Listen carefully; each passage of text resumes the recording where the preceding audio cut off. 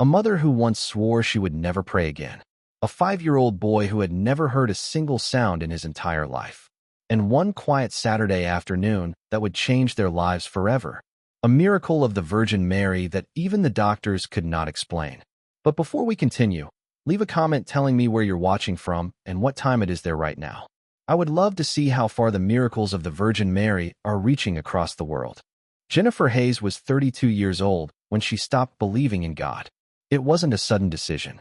She didn't wake up one morning and say to herself, "Today I'm going to lose my faith." It happened slowly, painfully. It began in a hospital room the day she held her newborn son while a doctor quietly spoke the words that shattered her world. "Your baby has Down syndrome, and the tests show he is profoundly deaf." Have you ever felt the ground vanish beneath your feet? That moment when the future you imagined suddenly disappears? Jennifer had prayed throughout her entire pregnancy. She prayed the rosary.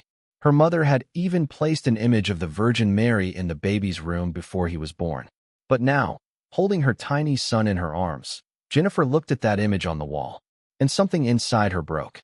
From that day forward, Jennifer never stepped inside a church again. 5 years passed. Lucas was now 5 years old. And if you ever met him, the very first thing you would notice would be his smile. That smile. It was the kind that could light up an entire room. Wide, pure, contagious.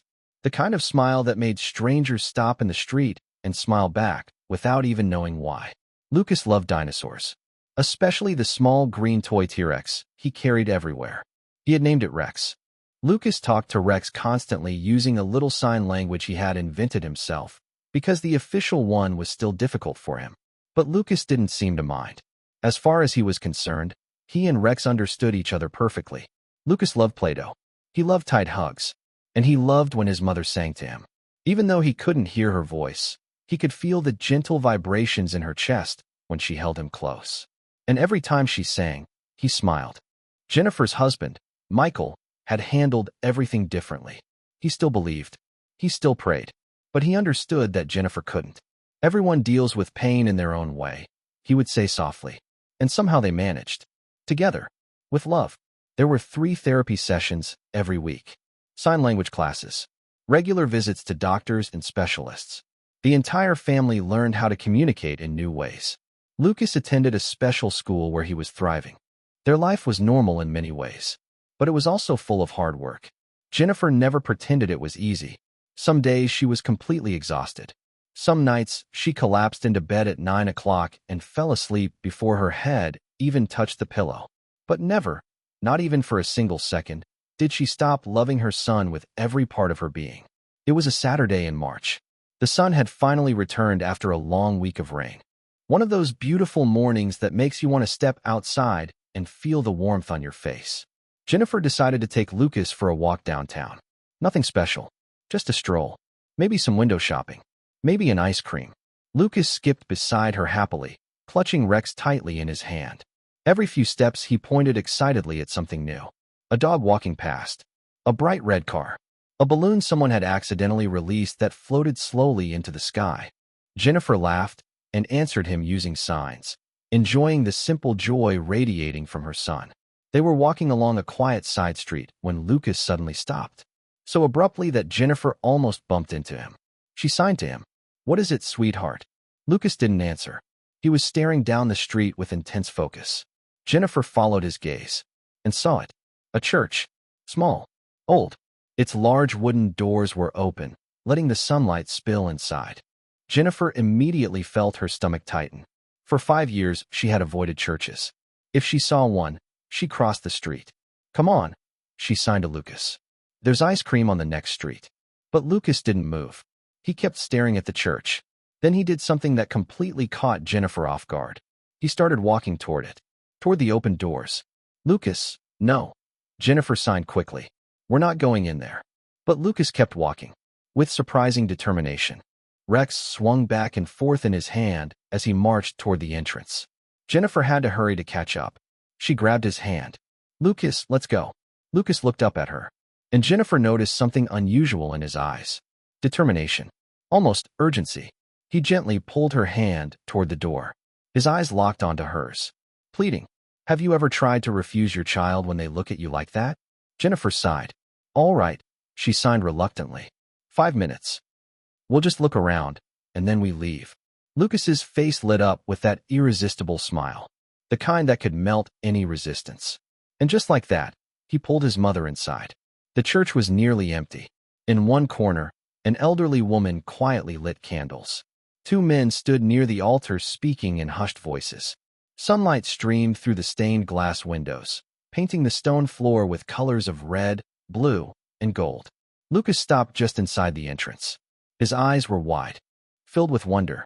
It wasn't fear. It wasn't confusion. It was pure amazement. He had never stepped inside a church before, and he was completely fascinated.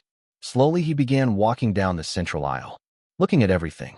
The dark wooden pews, the towering ceiling, the colorful stained glass windows.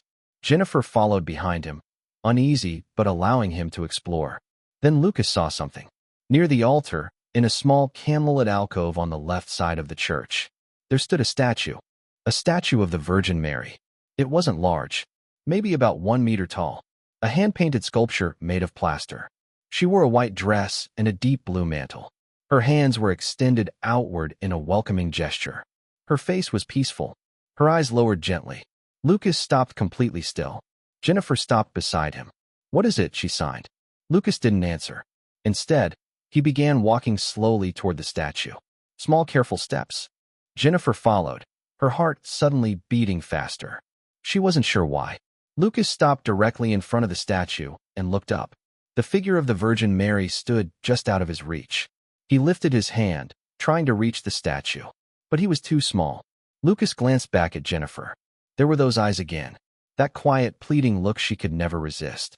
Jennifer hesitated, but it was Lucas, her son, and he was asking for something so simple. "All right," she whispered, almost to herself. She bent down and picked him up. He was heavy now, 5 years old, no longer a baby, but she held him firmly and raised him until he was level with the statue. Lucas slowly extended his hand. Not quickly, not carelessly, but with a strange gentleness, almost reverence. Then his small palm touched the face of the Virgin Mary, and he stayed there, perfectly still, his hand resting against the cool plaster. His eyes locked on her face. Jennifer held him in her arms, feeling his weight, waiting for the usual moment when he would get restless and ask to come down. But Lucas did not move. 1 minute passed, then another. Jennifer was just about to ask him if he wanted to get down when she felt it. A faint tremor, so slight it was almost impossible to notice.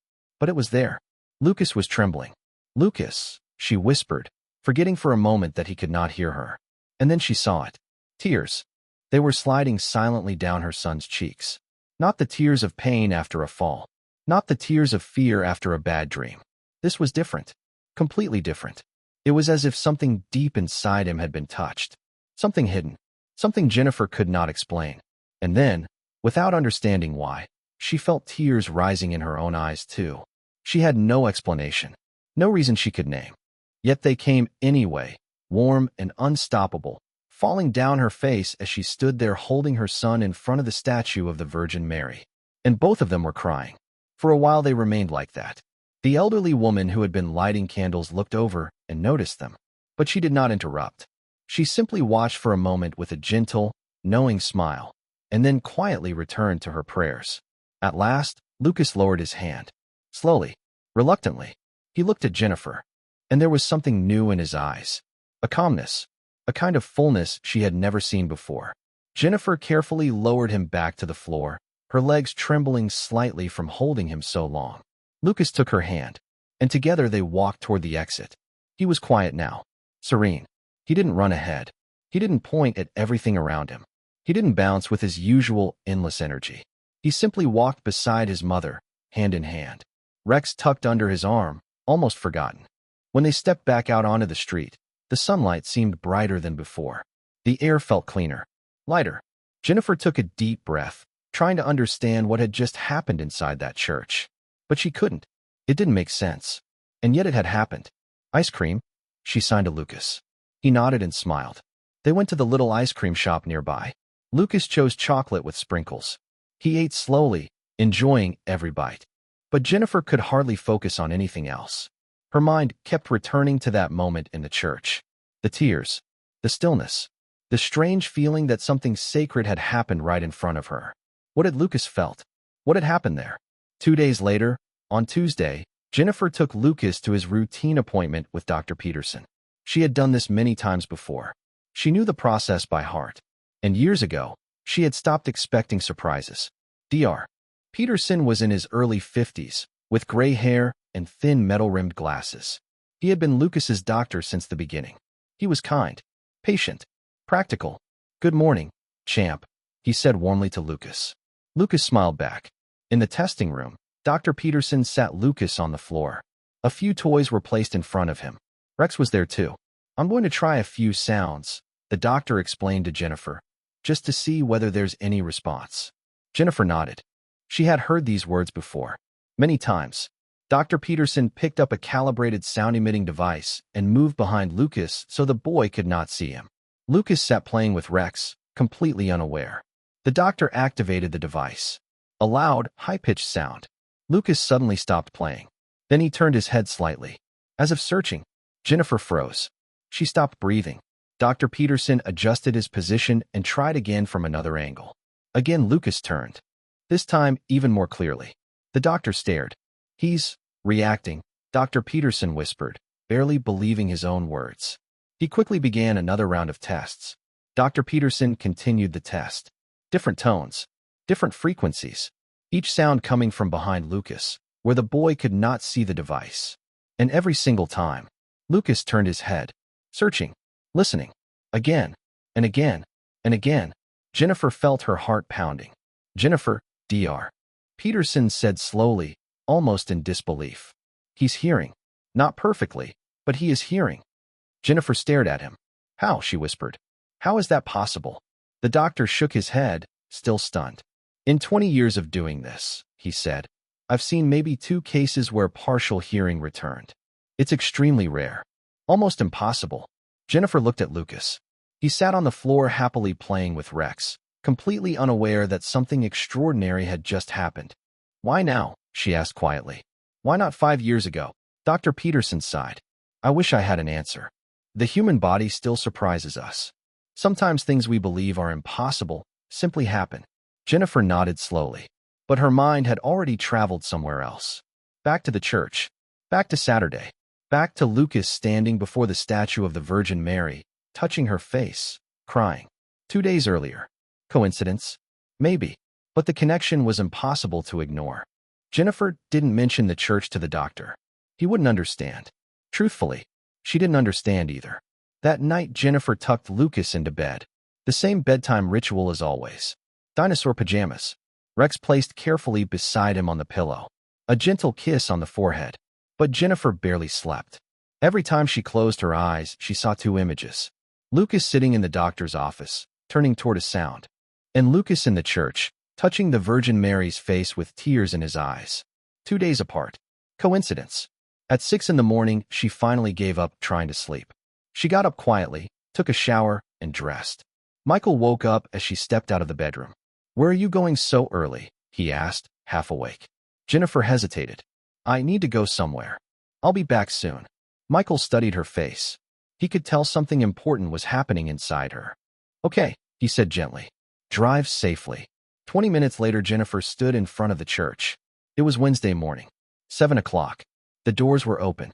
A few people were quietly entering for morning Massachusetts. Jennifer took a deep breath and stepped inside. She didn't go to the pews. She walked straight toward the small alcove near the altar. The statue stood exactly where it had been before. The Virgin Mary. White dress. Deep blue mantle. Hands open in welcome. Jennifer looked around. No one seemed to notice her. Slowly, she knelt. For the first time in 5 years. She tried to pray. The words felt unfamiliar. Awkward. Broken. "I don't really know how to do this anymore," she whispered softly. "But something happened. I can't explain it. The doctors can't explain it. And I keep thinking about that moment in this church." Her voice trembled. 2 days later, he could hear. Jennifer lowered her head. "So if it was you, if somehow you heard my son, thank you. Thank you, Virgin Mary. Thank you for helping me see what I couldn't see for 5 years. That sometimes the things that don't make sense are the most real." At that moment, Jennifer felt something. A scent. Soft. Sweet. Roses. She looked around quickly. There were no flowers anywhere, but the fragrance was unmistakable. It surrounded her gently, like an invisible embrace. And in that moment, Jennifer knew something.